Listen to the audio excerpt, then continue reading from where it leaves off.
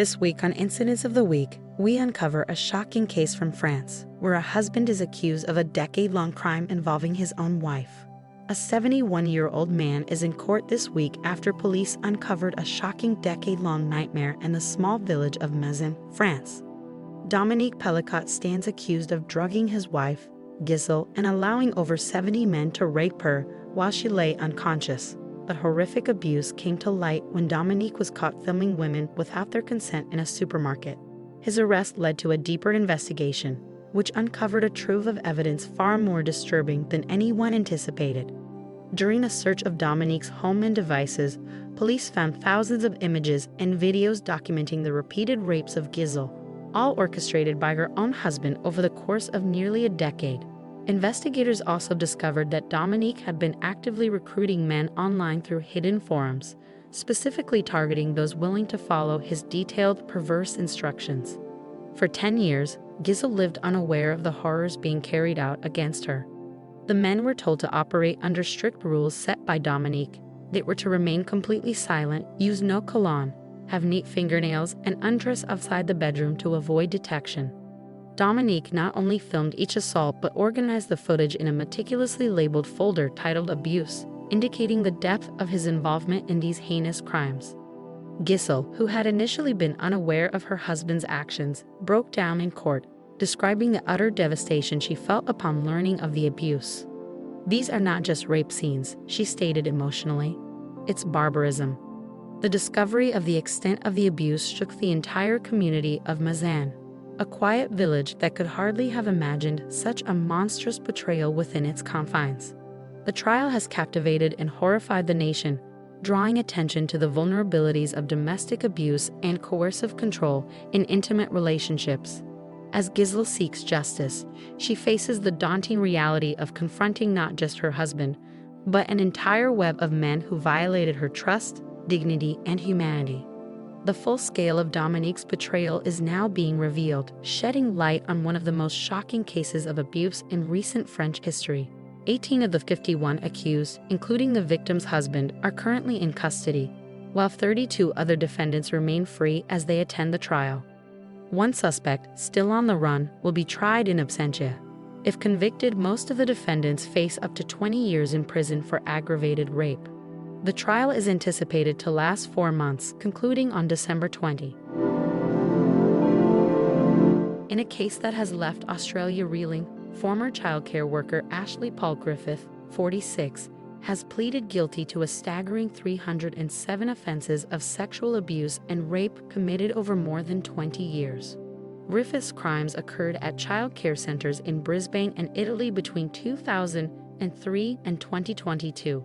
Involving numerous young girls, most of whom were under the age of 12.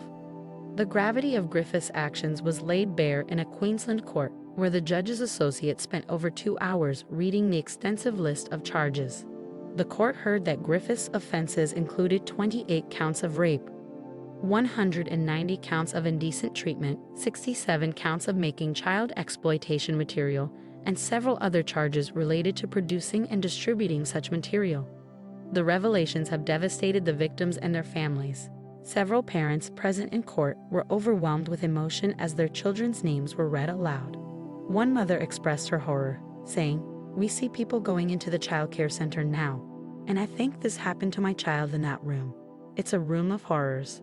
Her husband struggled to comprehend how Griffith had managed to evade detection for so long, adding, "It's hard to believe." Griffith's arrest in August 2022 by Australian Federal Police followed the discovery of thousands of photographs and videos of the abuse on the dark web. Initially charged with over 1,600 offenses, most charges were later dropped, leaving him to face a reduced but still substantial number of counts. Griffith remains in custody and is awaiting sentencing. This case has underscored the critical need for robust measures to protect children and prevent such egregious abuses in the future. A 42-year-old man accused of brutally killing his girlfriend in Boston and fleeing to Kenya has been extradited back to the United States, marking a dramatic turn in an international manhunt. Kevin Kingi faces charges of murdering 31-year-old nurse Margaret Mbitu. whose bloody body was discovered in a car parked at Logan International Airport in November, 2 days after she was reported missing. The suspect, who fled the country immediately after the crime, was arrested in Kenya following a lengthy investigation. Margaret Mbitu, a dedicated nurse from Whitman, Massachusetts, was reported missing in late October after failing to show up for work, a rare occurrence for the young woman. Her family, deeply concerned, contacted authorities, fearing the worst. Investigators soon zeroed in on Kangetha, her boyfriend, tracking his vehicle to the airport through surveillance footage. Inside the car, police made the grim discovery of Mbitu's body, her face and neck bearing deep slash wounds, suggesting a violent struggle. Just hours before her body was found, Kangetha had boarded a flight bound for Kenya, evading capture for months.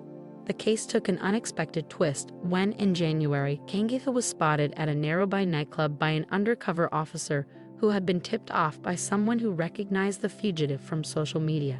He was promptly arrested, but the drama did not end there.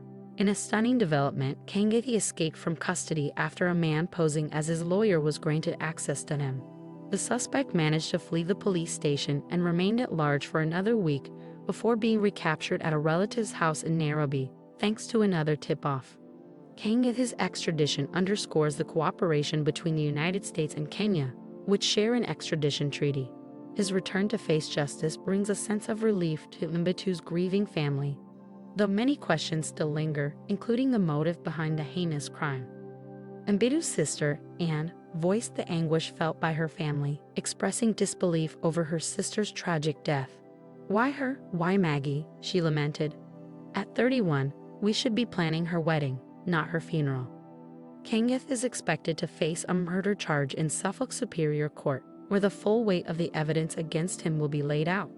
The case continues to unfold as authorities piece together the details of this shocking international crime. A manhunt is underway in Laurel County, Kentucky, following the shooting near Interstate 75 in London, about 80 miles south of Lexington. Just after 6:30 p.m. on a quiet Saturday evening, gunfire shattered the calm, leaving 5 people injured and prompting an extensive search for the suspect. Fortunately, all 5 victims are in stable condition. As dusk descended, emergency services swiftly responded, closing the interstate from exit 41 to exit 59. Police identified 32-year-old Joseph A. Couch as a person of interest. Described as a white male, about 5 feet 10 inches tall and 154 pounds, Couch is considered armed and dangerous. Authorities advise the public to avoid approaching him and to report any sightings immediately. The search involving the Kentucky State Police and the ATF encountered difficulties due to the rugged terrain and thick foliage.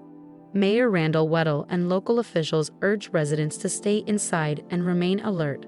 Although the interstate reopened after a 3-hour closure, the community continued to feel the impact of the incident.